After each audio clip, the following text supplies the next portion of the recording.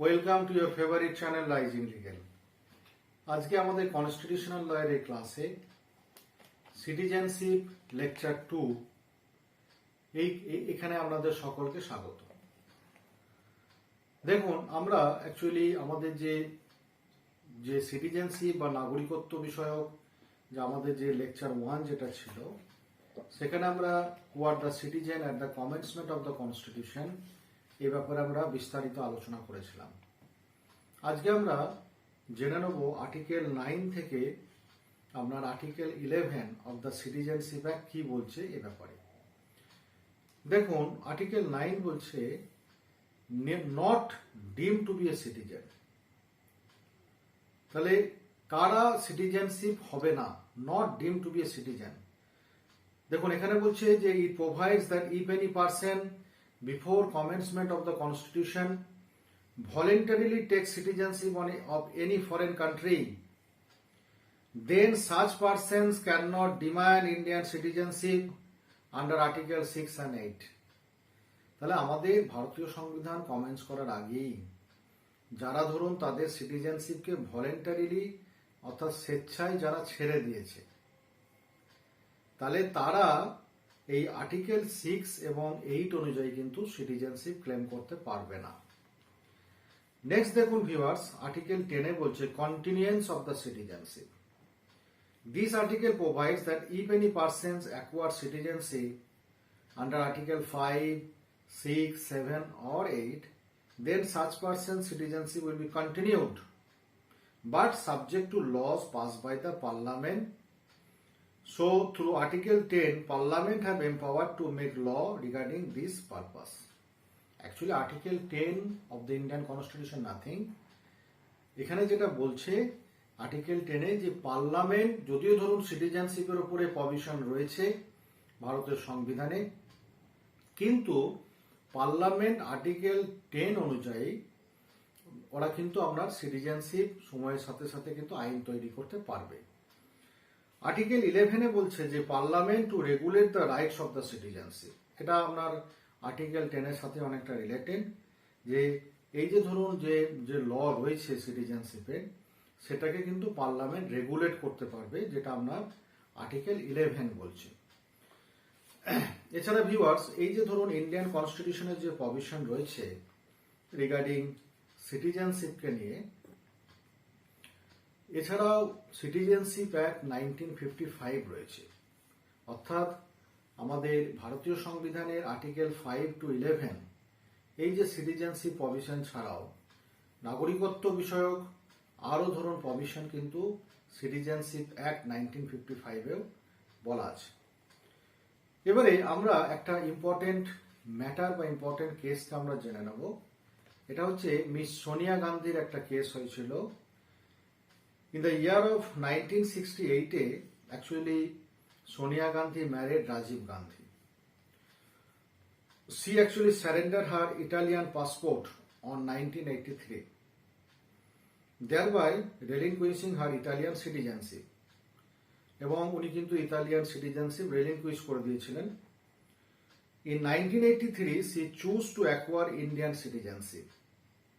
1983 সালে উনি Indian citizenship choose করেছিলেন ফর সিটিজেনশিপ বাই রেজিস্ট্রেশন। আচ্ছা, এবারে দেখুন এই যে ফর সিটিজেনশিপ বাই রেজিস্ট্রেশন এই যে বিষয়টা, এটা কি বলতে চাইছে না, এটার সাথে কিন্তু এই যে মিস সোনিয়া গান্ধীর যে ভারতীয় নাগরিকত্ব লাভের যে বিষয়টা, এটা কিন্তু রিলেটেড আছে। দেখুন, এখানে বলছে যে only people of the Indian origin if they had resided in India for 6 months before the date of their application, qualified so by naturalization as provided under actually section 6 of the Citizenship Act 1955. Section 6 of the Citizenship Act 1955 enables any person not born in India or having Indian parents to become an Indian citizen if he or she has resided in the country for at least 14 years on the date of the application. In 1986, when section 5 subsection 6 5 section 5 subsection C was inserted in the Citizenship Act 1955 through an amendment enables a foreign spouse marrying an Indian citizen to acquire Indian citizenship by registration. তো viewers এই যে ধরুন এই citizenship by registration এটাও কিন্তু আমরা 1986 এর আমরা section 5 subsection C of the citizenship act 1955 এ কিন্তু অ্যামেন্ড করা হয়েছে এবং এই সিটিজেনশিপ বাই রেজিস্ট্রেশন এই অ্যাক্টের বলেই কিন্তু আমরা অ্যাকচুয়ালি মিস সোনিয়া গান্ধী উনি কিন্তু রেজিস্ট্রেশন কিন্তু পেয়েছিলেন। এবারে আমরা আর দুটো জায়গায় আমরা চলে যাব আমাদের এই ক্লাসে। একটা হচ্ছে যে যেটা সিটিজেনশিপ অ্যাক্ট 1955 এ বলছে যে হাউ টু অ্যাকোয়ার সিটিজেনশিপ। দেখুন সিটিজেনশিপ অ্যাকোয়ার করতে গেলে কতগুলো আপনার বিষয় লাগবে, যেমন ফার্স্ট হচ্ছে বাই বার্থ। বাই বার্থের মাধ্যমে কিন্তু সিটিজেনশিপ অ্যাকোয়ার করা যাবে অ্যাজ পার আপনার সিটিজেনশিপ অ্যাক্ট 1955 এ বলা হয়েছে। এখানে বলছে by birth but not diplomats children, thereafter by descent। এর মানেটা হচ্ছে born outside and either of parents Indian citizen but registration with consulate or embassy। Thereafter by registration to persons like a persons married to citizen of India resided in India for some years। Thereafter by naturalization to any person with some condition like the applicant is not a citizen of a country that denies citizenship for Indians, renounces his or her citizenship, adequate knowledge of a language specified in the 8th schedule of the Constitution, and distinguished person of science, then philosophy, art, literature, world peace and human progresses, and thereafter by incorporation of the territory। So viewers, these are the actually how to acquire a citizenship under Citizenship Act 1955. Now the last thing in the Citizenship Act 1955 it was mentioned that how to lose a citizenship। যে এই যে citizenship ধরুন যেটা ধরুন দেওয়া হচ্ছে, যেটা Indian citizenship যাদেরকে দেওয়া হচ্ছে, এটা কি লস হতে পারে? যদি লস হয় বা যদি হারায় কেউ, তাহলে কোন গ্রাউন্ড এটা লস হতে পারে?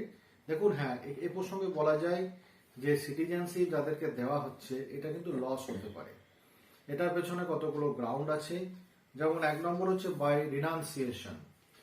Renowned once child can resume citizenship. কেউ যদি রিনাউন্স হয়ে যায়, অর্থাৎ কেউ যদি রিনাউন্স ফ্রম দ্য ওয়ার্ল্ড, সন্ন্যাস বেশ ধরে যদি কেউ চলে যায়, তাহলে সেক্ষেত্রে তার সিটিজেনশিপ চলে যাবে। By termination voluntary accept citizenship of another country.